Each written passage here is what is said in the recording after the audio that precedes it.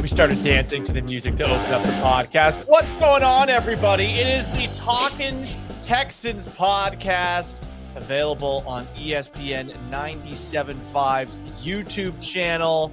I am Paul Gallant. I host a radio show on ESPN 97.5 and 92.5 from 10 to noon.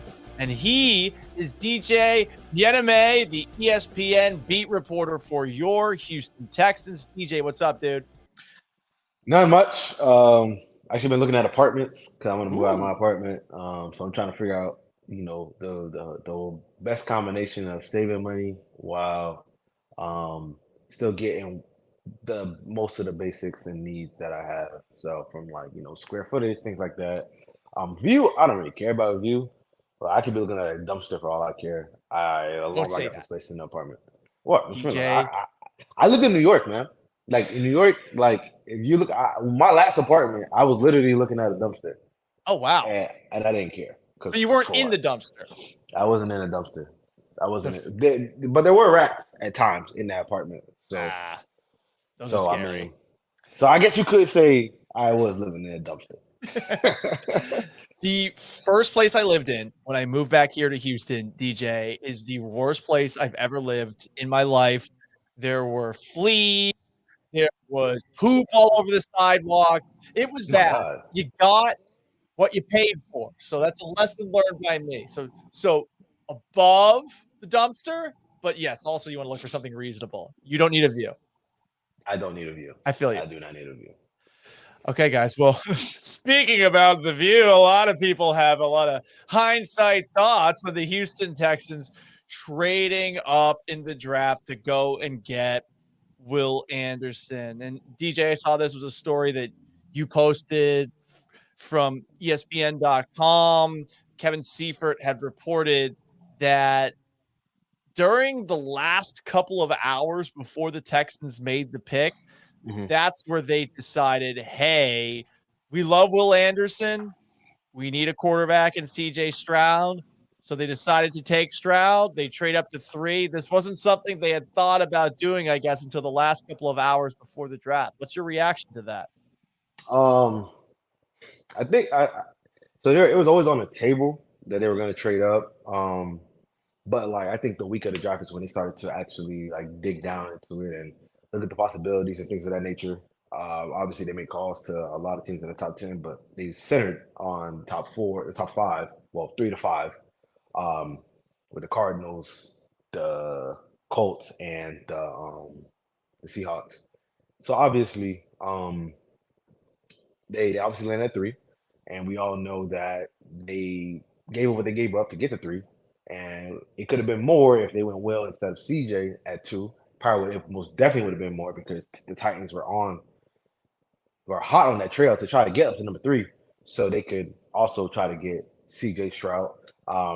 So obviously they had to make a conscious decision, and they wanted both, and they had the assets to get both, which obviously speaks to somewhat of the job that Nick has done to be able to have the assets to do that while not giving up the farm. Because hypothetically, if they didn't have another first-round pick, they didn't have that second first-round pick in the first round of 2023, from the Deshaun Watson trade, they probably only walk out one of them. So those are just some of my initial thoughts on that, in the sense that the Texans did what they felt they had to do, and they want to be competitive now. They don't want to keep doing the whole slow burn thing. They've been dreadful the past 3 years, actually. The roster's been bad. But it's finally you can see the upswing, and you can see the improvement on almost every single part of the roster outside of maybe wide receiver. Right. I see myself, and DJ, I think you feel the same way. We're both close to it. Any step towards relevance, we like. Yeah. Need that. And they took a couple of steps. I will admit, though, that every day, DJ, that we get further away from that Thursday where they draft CJ Stroud and they trade up for Will Anderson, I'm feeling sort of the same way I felt when I bought Hogwarts Legacy and then, DJ, bought this Slytherin robe for Hogwarts Legacy to play the video game and stream it. Guess how many times I've played the video game? Once. Guess how many times I've opened up that suit? 0 times. Every day I'm like, why did I do this? And every single time that I see somebody else questioning the Texans, I find myself also thinking, wait, should I be thinking like them? Because I get the move, and I was happy with the move in the moment. I'm just starting to feel like I made an impulse buy like I did with those two things. Yeah, so I mean, again, I think there's multiple ways to look at it. I think, got to look at the pros and the cons, right? The pro could be that Will Anderson is a perennial 10-sack guy, and he can make from all pros, make a Pro Bowl. That's what you kind of need to quote unquote justify the pick. And if CJ's good, then nobody's even really too much complaining about that pick. I think that there's a great case scenario. There's a win, there's a draw, and then there's a massive disappointment case scenario. I think for me, and I think we're both diving into this right now, but for me, a win would be if Will's really good early, the Texans finish with like 6, maybe 7 wins, so that pick is no longer the pick that they gave us to get Will is no longer in the top 3 or 4 or 5, because like the top 5 teams that were picking record-wise based on because Seattle, I mean the Broncos had Seattle's pick, all of them had 5 wins or fewer. So if you get into that 6-win range, your pick most likely will not be in the top 5, unless something crazy happens where this is just a bunch of parity. So if you get that paired with, because the Texans win some games, let's say they win like 6, maybe 7. That means CJ's playing really well. So that's a win, right? You look like you have your quarterback of the future, and you have a guy that can get you 10+ sacks year in and year out, potentially be a Pro Bowl guy. Draw, I would say CJ's okay. Will is close to 10, but not at 10. Let's say he's at 8. And the pick is like, you got like 5 wins, and the pick is like top 5, maybe 6. And we all know what disaster is. Will's just okay. CJ's just okay. The Texans are 3-13 or 3-14 or 4-13. That pick's in the top 4. Now, where you could have used that pick for a ransom to get all kinds of picks, because the 2024 class is going to be littered with a bunch of quarterbacks that people are going to want to trade up for. Now you kind of, you could have packaged that off like the Dolphins did in 2021. Now you're stuck. Or like what the Bears did this past draft, where they packaged that and got a whole bunch of assets. Now you're kind of stuck, similar to how the Texans had a top 3 pick in 2021, but since they traded it away to get Tunsil, that pick they couldn't use to package off to get a bunch of assets. 100%. So to go through it on my end, let's start with the win and get the magnifying lens out and take a little bit of a closer look at it. So win for me would be Stroud improves as the season goes along, which is very subjective. But right. I want Stroud to be playing his best football in November, December, early January. Will Anderson is where it gets tricky because, yes, you want the defense to be better. He is being drafted, it seems like, not only for his ability on the field, but also the leadership that he brought to the table at Alabama. And that's kind of hard to quantify. Right. But I do think we have to have some sort of production baseline for him. So I'm taking a look right now at the 3 earliest picks that the Texans made on the defensive line as far as their production. J.J. Watt in 2011, the Texans' best player ever. He had 5.5 sacks his rookie season. Mario Williams, first overall pick in 2006. His first year, he had 4.5 sacks. Jadeveon Clowney had none, but he only played 4 games, and it's because the first game he ever played in, he stepped in the middle of the then pallet grass at NRG Stadium. And as DJ Swearinger told us, something went wrong there, and he was dealing with a bum knee the rest of the way. So we kind of got into the NFL behind. I think from a production standpoint, you'd like to see 5 sacks. I'd even more so like to see the tackles for a loss numbers that he was able to bring to the table. But if this is a win for the Texans, there has to be some sort of production from Will Anderson in addition to Stroud improving as the year goes along. Yeah, I completely agree. I mean, to be honest, if he finished, let's say he finishes with 5 sacks, Let's say he has a similar year to Kayvon Thibodeau or Trayvon Walker.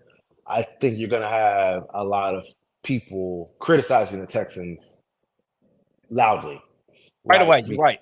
Yeah, like that just kind of comes with the business of things. They're gonna criticize them for just giving up that much to get Will. Even if they win 6 games, they're still gonna criticize giving up all of that because it's like at the end of the day, the production has to be there. And I think it will. I think it'd be higher than 5. I think he could easily be at like 8. Nah, when you have that type of production in the SEC, it's just hard for me to believe that you're not going to at least early on hit the ground running, or you have, at least bare minimum 7 sacks. That's just me. You know what I mean? And again, I think a lot of it's just gonna come down to where the pick they gave up finishes. A lot of people think they can finish in the top 2. I don't see that. I'm looking at the schedule right now. They're playing at Atlanta. They're playing at the Panthers. Obviously, they have the division. So you get Colts twice, Jags twice, Titans twice. Who again last year they went 3-2-1 against. You get the Browns, you get the Steelers, you get the Saints, you get the Bucks, you get the Broncos, you get the Cardinals, and you go on the road to the Jets, right? So obviously, I think the Jets, Broncos, they should be better in 2023 than they were in 2022. But overall, like I've named a lot of teams that the Texans can beat, and we look at their roster.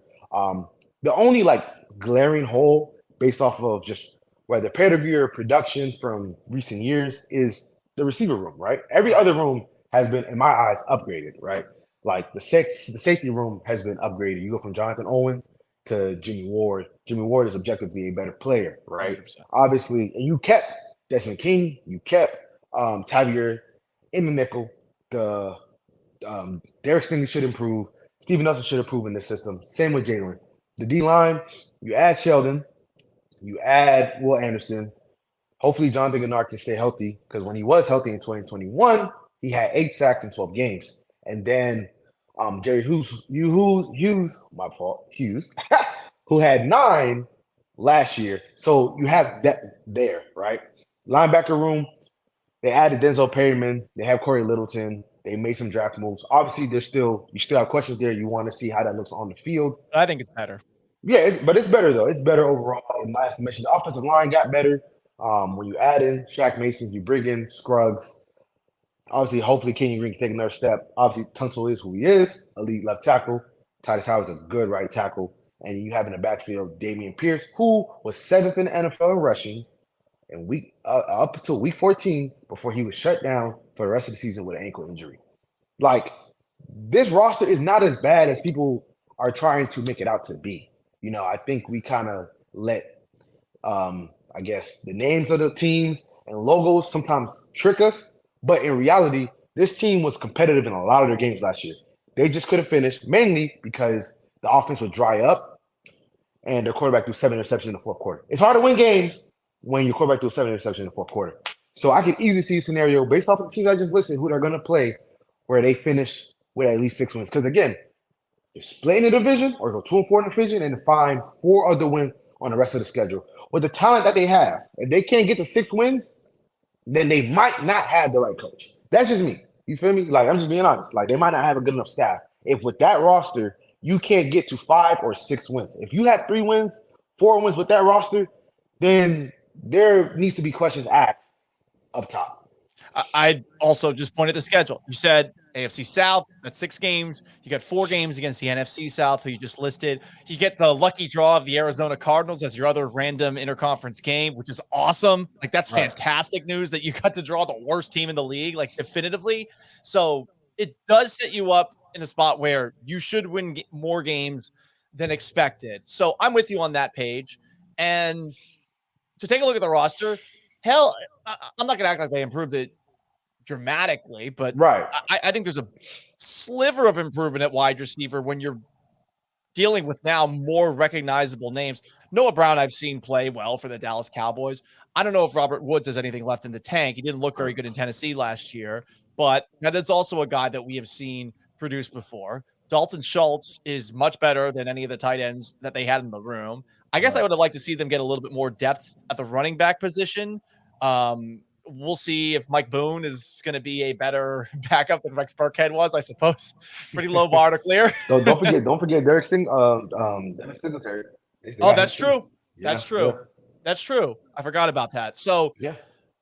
I think you've made enough additions where this team should be better. And I think that means that there's going to be a lot of room for the win for the Texans and the draw for the Texans coming out of the trade and coming out of this draft. Yeah. The lose is, as you mentioned, it's your top 3 pick. And the guy that you have under center, CJ Stroud, looks lost. And there might be times where he looks like that, but I tend to think that at the very least we will see improvement over the course of the year, much like we did from him in college. And when it comes to Will Anderson, to sort of go back to what we were touching on a little bit ago, I wouldn't kill yourself over low production numbers. Just remember, we didn't know who J.J. Watt really was until the wild card round of the playoffs when he had to pick 6 against the Bengals. And with those other guys, too, with Mario Williams, it was his second year where he really took off. Will Anderson, I think, has a lot of potential. We'll obviously see where it goes. There will definitely be, though, DJ, a lot of graders on the outside who are going to be really hard because of the trade that they made. They're going to be, I think, harsher with the grades at first. Yeah, I understand when you look at the process. I can see both sides. I see the Texas process. We wanted to be aggressive and go get 2 building block foundational players for our rebuild. Because again, as I've already alluded to, they have talent at every premium spot except like elite talent, except a wide receiver right now. Wide receiver is more of a question mark, just based off of the 2022 production. Yeah. But again, every other spot, both tackles are locked down. You have talent in the D-line room and out the edge spot. And you got a very talented corner in Derek Stingley Jr. paired with Steven Nelson. I just can't see a scenario where you have a secondary featuring Jimmie Ward, Jalen Petrie, who is the one of 8 players in NFL history that finished over 140 tackles and 5 interceptions, paired with Derek Stingley, who didn't give a touchdown coverage, paired with Steven Nelson, who was very productive last season. You're going to have Will Anderson coming off the edge, paired with John Diggendard and Jerry Hughes, with Sheldon Rankins, who helped the Jets defense last year. Again, with a good offensive line. Like this offensive line could be top 10 this year, right? Because you have Tunsil, you got Shaq Mason, you got Titus Howard. Like those are 2 guys that could arguably always be perennial Pro Bowl type guys. Tunsil can easily be that. And if Howard was playing on a better team or a more recognizable team, he would have made the Pro Bowl last year. You know, that just based off what he did last year. And then you have a running back that was top 7 in rushing yards until he got hurt. And he could have came back last season. I just can't imagine, based off of the schedule that list, you get an NFC South, AFC South, and the Arizona Cardinals. I cannot imagine and envision a scenario where they finish with less than 6 wins. I just can't imagine that because the roster is much better than it was last year. And last year, even though they went 3-13-1, the majority of their games came down to the wire. There were only a few games where it was done over with by halftime. That was not the Panthers game, the Commanders game, the Dolphins game, and kind of the first Tennessee Titans game where it was close-ish kind of by the score, but it felt over at halftime. Every other game, down to the wire. They took the defending champ, they took the team that ended up winning the Super Bowl to overtime. They took the Cowboys, who went to the divisional round. It came down to the last play. So I just can't envision. They beat the Jags. They beat the Jags too, who won a playoff game, and they beat that team, and they beat that team a lot of times throughout this past decade. So I just cannot envision. I cannot imagine a scenario where they finish with less than 5 wins. If they do, then we have to start asking questions about the entire organization. I'm with you there, DJ. And look, we're not hyping them up like they're a Super Bowl team. That's what I'm saying. Yeah, we're not. Like we're saying win 6 games. Exactly. It's like a kind of boring hype person. Like, hey, look, he's not that short. He's 5'11". Hey, he's not that out of shape. He works out 3 days a week. We're hyping up an average person. And maybe they're a little below average, but I do think that there is potential for them to, at the very least, keep themselves out of the basement, which, again, low bar to clear. Right. Like if they were in the hunt to win the AFC South in week, 12, 13, I wouldn't be shocked. I would not be shocked. The AFC South is still, outside of the Jags, who people think are going to make a significant step forward, which, can we see it? You know what I'm saying? Can we see it happening first? 100%. We talk about the Jaguars now. I think Trevor Lawrence is extremely talented. I like their Four roster. picks in the first quarter of that playoff game, by the way. Right.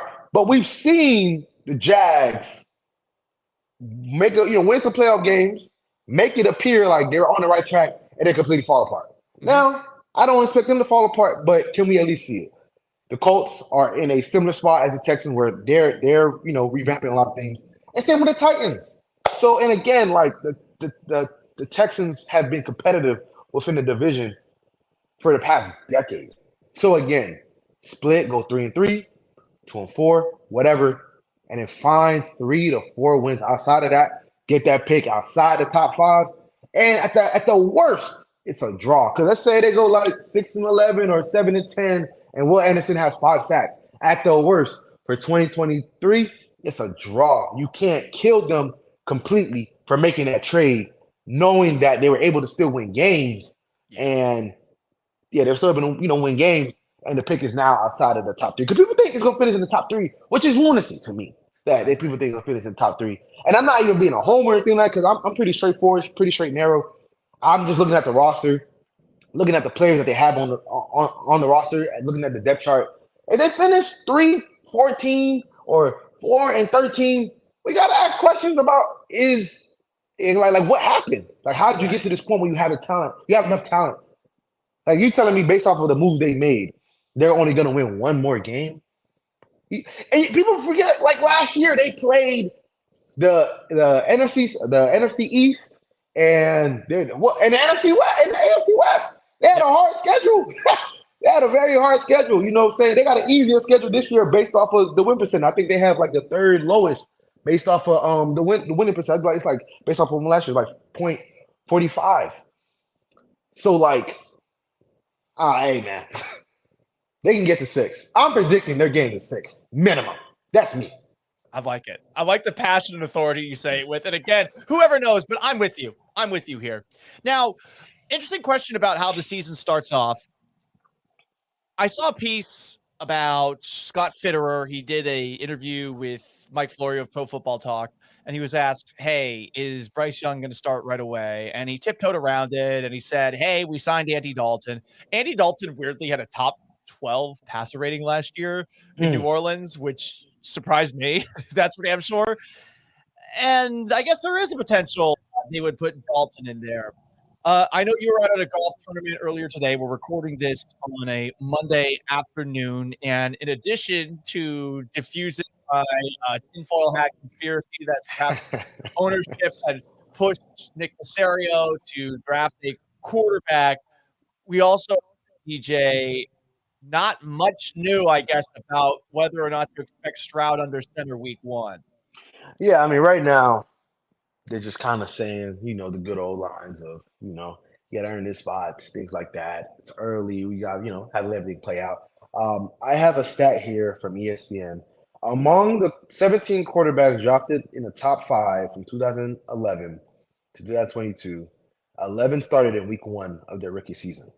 So the majority week 1 start, right? That's exactly what the stats is telling us. The guys that didn't, like Baker, Trey Lance, Mitchell Trubisky, I know I'm probably missing some. Tua Tagovailoa. They all eventually get in there. Trey Mahomes. Mahomes wasn't in the top 5. It's all top 5. You're right. Top 5. My bad. Yeah. So regardless, again, and Jared Goff. So all of them eventually started down the stretch. Obviously, Trey Lance that sat majority of the year, but the majority of the quarterbacks that dropped in the top 5 start week 1. And I think a lot of it just usually comes down to who are your other options, right? Like the Panthers, oddly, they have a very capable starter in Andy Dalton, but you don't trade what you trade up. You get to one to drop a guy that's not ready week 1. And then Texans, with them, it's more like you're going to go out there with Davis Mills. You're going to go out there with Case Keenum. Like, that's the alternative. So, yeah, I would expect CJ Stroud to start week 1 unless something drastically unforeseen happens. Like, he looks like poop throughout training camp or he gets hurt. Like, that's the only way I don't see him starting.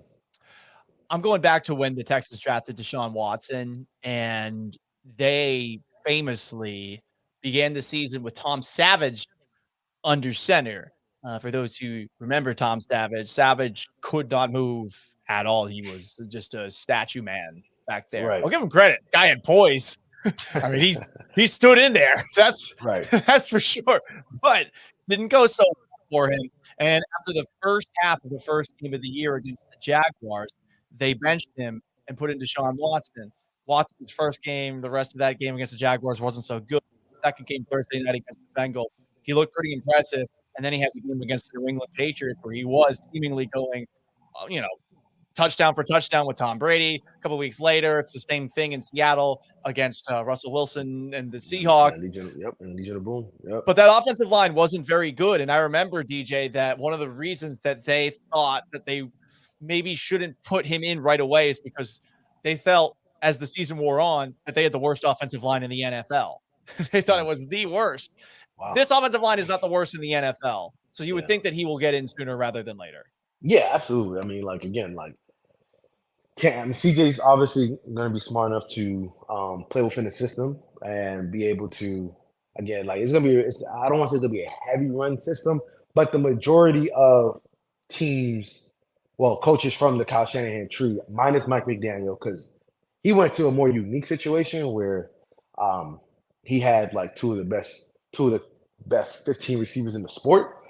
But the majority of other guys, when they go to their first spot, whether it's Matt LaFleur, Saleh, or Matt LaFleur, Saleh, they want to run the rock, or even Sean McVay. I remember writing a story about that at the Daily News because people thought it was going to be Zach Wilson just sling it all around the field, and I was like, nah, pump the brakes. The majority of the time, year one, they want to establish the rock. They want to establish the run game first. And take pressure off the quarterback. Even with Aaron Rodgers, I believe that the pass attempts were in the lower teens.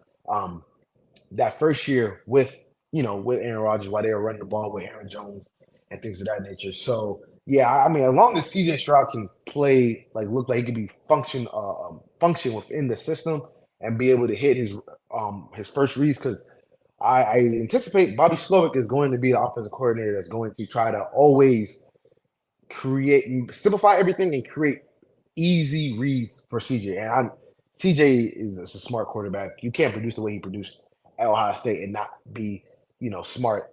And I think he'll be just fine. So I don't see a scenario where he's not starting week one. I hope that's the case.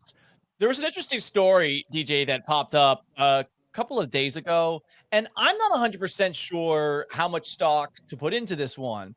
Chancellor Johnson of Channel 2 in town posted a tweet of Texans rookie Tank Dell, third round pick, number 69. Nice.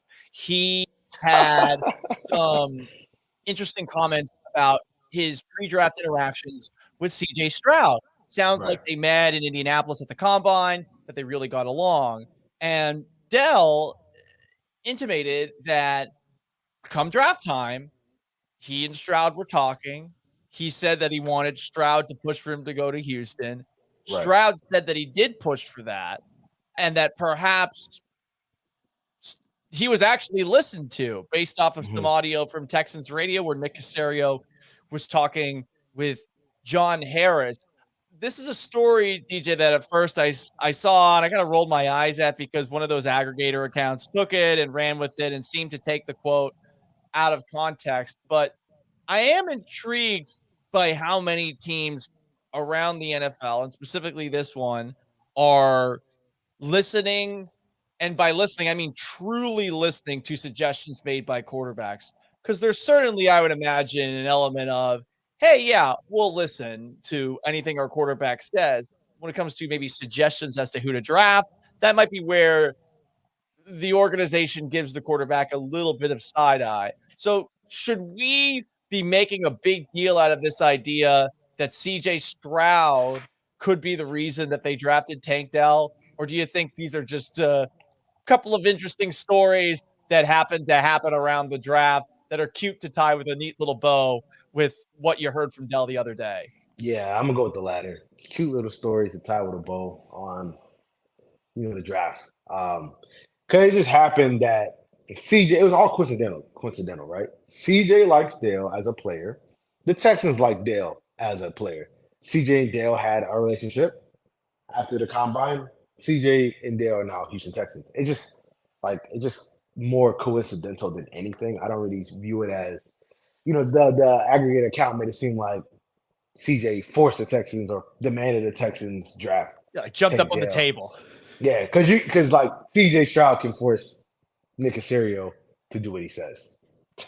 That doesn't seem very likely. Someday, maybe. And even then, maybe. Maybe. As someone, DJ, who was up in Seattle, there was always this idea that Russell Wilson needed to have a say at the table with Pete Carroll and John Schneider, and they would act like they would give him a bit of say. And that's a quarterback who had been to a Super Bowl, who had won a Super Bowl, Right. who had some really impressive moments. Stroud just gotten into the league. Right. Maybe someday they entertain some of the things that he has as an idea. I doubt that they're doing it now. Yeah.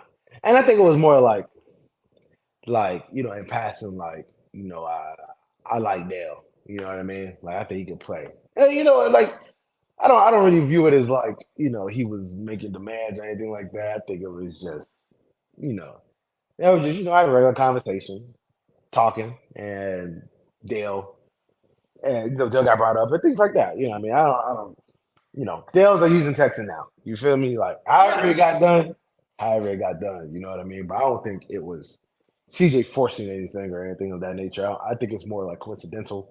And I think it's just more like cute cliche-ish type anecdotes for the fact that Tank is now a Texan. And I'm very happy they got him. I'm wearing a UH shirt right now.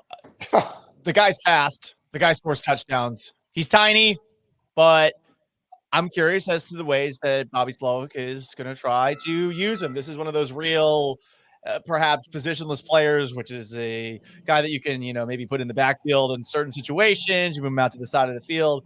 He is someone that will be fun for the Texans to play with because of that speed and because of that touchdown ability that he has. Also, as a returner, I'm intrigued to see him. So I am happy that they brought him in, but I am with you. I do not think that was because CJ Stroud pushed for it. Right. Couple other stories to touch on really quickly because we did have introductory press conferences for some other Houston Texans that are not named CJ Stroud last week. And I was curious as to what you thought about some of the things that were said. First, let's start off with Jimmie Ward. You might have forgotten that Jimmie Ward once got in a fight with DeAndre Hopkins at a Texans training camp practice back in the day. DJ, you have to watch the video at some point. It is something else because Jimmie kind of won that fight. He kind of won the fight.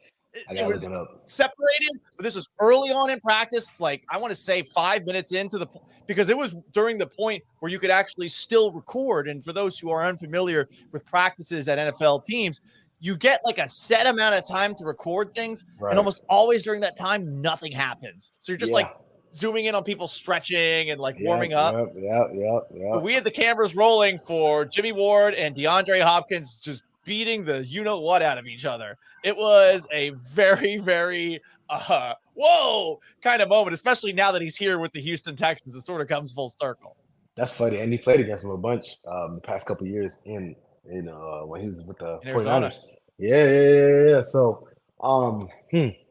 so I guess one of my bigger takeaways was him talking about how he's going to be extra coach for the defense. And I think that's so valuable because, like, this scheme, based on people that I've talked to around the league, obviously it's more player driven than anything. Like, I think like Bill Belichick's scheme is more his scheme than players. Like, it gets elevated when he has elite talent across the board, but like it's been proven that he can kind of make it work with anything. This scheme is not that. They kind of need good players and that's most schemes, but they really need good players to make it work. Which, newsflash, that's a lot of schemes. So that shouldn't be viewed as a negative. But having a guy like Jimmie be able to teach them the ins and outs of the scheme is only going to allow them to play faster.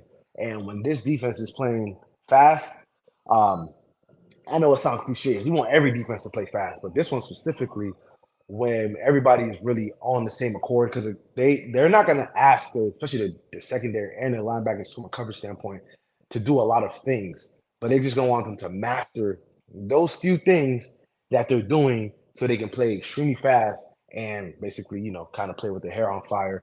And then, it's all going to start from the front up, as D'Amico actually alluded to at the golf charity tournament. But then, you have a guy like Jimmie Ward he's going to be able to teach Jalen Petrie how to be a better safety. He's going to be able to help Derek Stingley become a better pro. I mean, he was raving about He did. Derek Stingley. He was raving about how he moves, things like that nature. He said it's only a matter of time to where I don't even have to look at his side. He's going to be able to just lock down whatever's going on over there. And obviously, you still have the vets in Steven and Desmond King, you know. So I think the Jimmie Ward, if I had to rank the signings in the offseason or moves prior to the draft, I would say Jimmie Ward's probably like top 2 or 3. Obviously, for me, number 1 would be Shaq Mason. Then number 2 is either Jimmie Ward or Sheldon Rankins. But I would for sure say Jimmie is going to bring that, that teacher mindset to help elevate everybody else and make sure everybody playing on one accord. He played a little safety in San Francisco last year. Obviously, he's played nickel corner this past year more so than any other year before. So, yeah, the idea that he could potentially be a coach, as he termed on the field, I like that idea. You mentioned playing fast. 2 guys that played fast last year, 2 of the rookies for the Texans. You mentioned Jalen Petrie, Christian Harris. Same thing. I thought both of those guys, when they were on the field, they felt like they were playing at a much faster level than everyone around them, which might have also been the fault of everyone around them. But those comments you mentioned that about Stingley that Jimmie Ward had, DJ, yeah, those excited me too. And specifically that, yes, he's long and he's rangy, but he moves and has the quickness of somebody who's like smaller in stature. Right. Yeah, he said moves like a guy that's 5'8", and I think that's what kind of has me really excited for Derek in this system in year 2. I mean, well, his second year 1 in this system, but that is really excited about what he could be. I think he could be like a Pro Bowl level type corner, especially in this system. Because again, like you can with this system, for whatever reason, it produces very good cornerback play. You can go all the way back to Saleh, then you go back to Pete Carroll, because Saleh is surprisingly he's really a part of Pete Carroll's tree. Yeah, he's part of that, right? And when he went to Jacksonville, that cornerback with Gus Bradley, that cornerback duo with Jalen Ramsey and AJ Bouye, they did really, really well. Obviously, Doug Marrone took over, but he was still there at that point. Then once he went to San Fran, by year 2019, got Sherman. Sherman was balling out. Then I remember before Saleh ended up getting DJ Reed was balling with Pete Carroll, ended up getting his deal. Then went to a system that he's used to. Went to New York, was able to produce at a high level, and we've seen corners in that system. And in San Francisco play at a very high level. People in the secondary, like that's why I'm really excited about what Jalen Petrie could do, what Derek Stingley could do in this system with adding a guy like Jimmie Ward, who can only help their development by just being a mentor to them. You mentioned that you think Shaq Mason's probably going to be the biggest signing. They traded for him. Obviously, it's basically a signing that they got this offseason. He mentioned that this could be the best offensive line in the league, and that's always a bit tropey when you hear that, cliches, coming into a season. But hearing him say that he liked this system more, allows him to use his athleticism a little bit more, does have me intrigued. And there's going to be a lot of pressure on Bobby Slowick this first year because, if the worst case scenario unfolds, DJ, that we were kind of outlining earlier, it's probably going to be something that lies at the feet of Bobby Slowick. I doubt that that's something that's going to be pointed at with D'Amico Ryans after year 1, specifically for the defense too, because, hey, he's a first-year head coach. Hey, whoever he's got on defense needs time. Usually offensive coordinator is the guy that seems to get the most guff if they screw up. Obviously, we saw it last year with Pep Hamilton, right, and Tim Kelly the year before that. All right. Yeah, no, you're right. I mean, hey, being an offensive coordinator in today's NFL is very hard because everybody has the hindsight answer for what you should have done. Everybody has the hindsight answer for what you should have done. If you don't get it on third and short, you pass it, you should have ran it. If you run it, don't get it, you should have thrown it. You know what I mean? If your team can't block, it's your fault. If your team can't catch, it's your fault. If your quarterback stinks, it's your fault. Like we always see offensive coordinators get the lion's share of the blame when things don't go their way. So you're right. There's going to be pressure on Bobby Slowick because he has pieces. Like this is not a bare cover situation where you don't really have much to work with. You have a productive tight end. You're gonna have, in my estimation, a top 10 O line, and you're gonna have, in my estimation, at the bare minimum, a top 10 running back. So that should be able to at least, at the bare minimum, should be able to average 20 points per game. Now I'm actually average 23, 24, 25. Now I'm actually just 20. You know what I'm saying? Like that should be the bare minimum. Even with a rookie quarterback, because you're gonna have the pieces you need to at least average 20. I hope that they're able to do that again. Low bar to clear. Everything's a low bar to clear.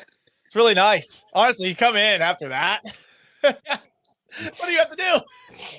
I mean, you know what I mean? Like, hey, we might have changed the podcast from talking Texas to talking low bars. Yeah, seriously. We're playing limbo this whole time. Well, hey, we're about to lower the bar before we hit the road. I said bar. There's the Boston accent. We're about to lower the bar. So I tweeted this out last week. I can see DJ's face already, and he's disappointed with me. So Lil Wayne was at the Astros game, and I realized that I know pretty much nothing about Lil Wayne other than he sings the song Lollipop. And yeah, maybe this is a moment of extreme whiteness for me. I like to think of it as a moment of extreme musical challengeness, because I discovered grunge 5 years ago, so I'm like really in the dark. But I tweeted this out. Explain Lil Wayne to me like I'm 5, and DJ's still shaking his head. Want to help me out? I mean, so Lil Wayne's like, in a lot, like with my generation, most people in my generation view Lil Wayne as like a top 5 rapper of all time. That's what I've heard, is that he's potentially the greatest rapper of all time. Yeah, just from like his metaphors and his catchphrases, like his brain is wired differently up there when it comes to stuff like that. I mean, I listened to Lil Wayne majority of my childhood. One of my best friends was like the biggest Lil Wayne fan ever. So all I heard was Lil Wayne growing up. It's kind of crazy that you know very little about Lil Wayne. I mean, have you heard a Millie? If you played the song, maybe. I honestly don't know off the top of my head. What about? Have you heard "Go DJ"? Go DJ, because that's my DJ. Yes. Go DJ. That's Lil Wayne. Okay. Oh, wow. I didn't know that. Okay, so he's got a lot of bangers. He has a lot of bangers. You know, he was basically the guy that if you had a song, he could remix it and take over and make it his song. He did No Love with Eminem, right? Oh, no. I'm not an Eminem fan. Oh, not a fan. Okay. Listen, Yeah, I'm not a fan of anything. I don't know anything. I'm just so musically challenged. It's embarrassing. We're gonna slowly work our way through it. We will. We'll just put together a list of everything that I don't know anything about, and then we'll try to force Texans references through all of it. I got you, brother. You don't seem like you got me. This arm cross. I got you. I'm gonna do my best. Help me out to contaminate you with as much please poor music taste as possible. But the only take you need to know music-wise is that J. Cole is mid. Okay. I'm gonna parrot that. I don't even know what you're talking about, but sure. He is DJ Bien-Aime. I am Paul Gallant. Thank you so much for tuning into the Talkin Texans podcast. We're both on Twitter. If you got any questions for us as we continue to make this thing happen, or things that you want to talk about, tweet them at us. We would love to talk with you or to talk at you. DJ, this was fun, man. Let's do it again soon. Appreciate you having me on episode 3 on episode 4. We're on to episode 4. Peace. Episode 4.